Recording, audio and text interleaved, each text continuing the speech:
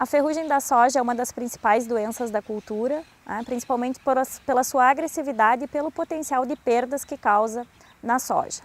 No Rio Grande do Sul, nos últimos anos, a ferrugem já tem aparecido no mês de dezembro em lavoura comercial, mas a velocidade com que essa ferrugem vai evoluir entre uma safra e outra vai depender das condições climáticas em cada safra.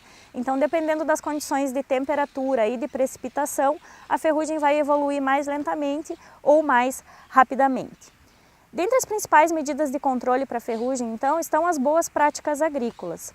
O que seriam essas boas práticas agrícolas, né? Semeadura no período recomendado, de preferência no início do período de semeadura, a utilização de cultivares precoces, a utilização de cultivares com resistência, não só à ferrugem. Então hoje a gente tem os materiais inox que possuem uma resistência à ferrugem, mas também olhar para o lado das outras doenças, né? Principalmente aquelas doenças de difícil controle, como são as doenças de raiz, como a fitóftora, por exemplo. Dentro dessa premissa de boas práticas, é bastante importante que a gente seja assertivo no momento de se iniciar as aplicações de fungicida.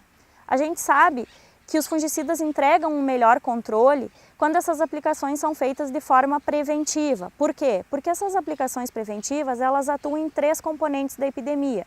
Primeiro, elas reduzem a quantidade de inóculo inicial, elas atrasam o início da epidemia e também vão reduzir a velocidade com que essa epidemia vai evoluir no campo.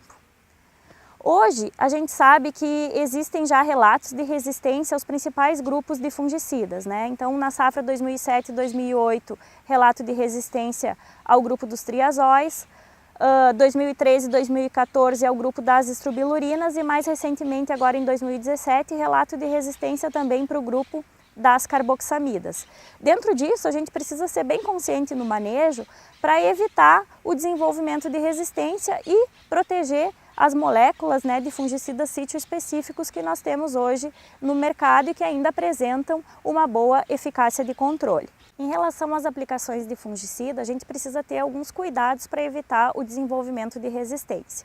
Então, que cuidados seriam esses, né? Evitar a utilização de um mesmo fungicida em repetidas aplicações, manter as doses recomendadas pelos fabricantes, utilizar a tecnologia de aplicação adequada que garanta uma boa cobertura e também fazer uso dos fungicidas multissítio protetores. Esses fungicidas multissítio, eles atuam em diversos locais do fungo e por isso eles evitam o desenvolvimento de resistência, eles ajudam a proteger o fungicida sítio específico do desenvolvimento de resistência do fungo. Dentro dessa premissa, né, de rotacionar produtos e de utilizar reforços que auxiliem num controle mais robusto da doença, nós temos também a molécula de fempropimorf, que pertence ao grupo das morfolinas, que é um grupo novo, diferente, né, dos grupos que nós estamos acostumados a utilizar no mercado. E esse grupo é bastante interessante porque o fempropimorf ele atua em 2 locais de síntese do esterol. Os triazóis também atuam na síntese do esterol, mas o fempropimorf atua num local diferente do triazol, então não há um risco de resistência cruzada, né?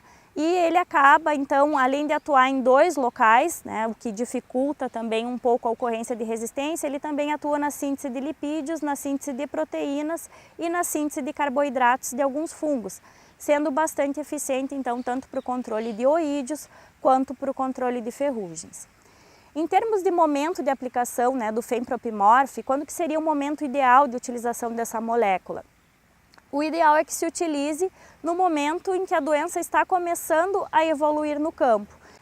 A ação do fempropimorf, ela é principalmente em cima do crescimento micelial e da inibição do desenvolvimento de haustórios. Ele tem um efeito, então, mais curativo.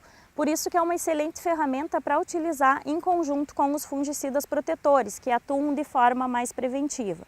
Então, o momento ideal de utilização do fempropimorf seria quando a doença começa a evoluir no campo, ou seja, no aparecimento dos primeiros sintomas de doença, né? Porque aí ele vai conseguir entregar um melhor resultado, vai conseguir controlar aquela doença já no início e isso vai fazer com que a doença evolua mais lentamente, consequentemente, então, entregando um melhor controle e resultando numa maior rentabilidade para o produtor.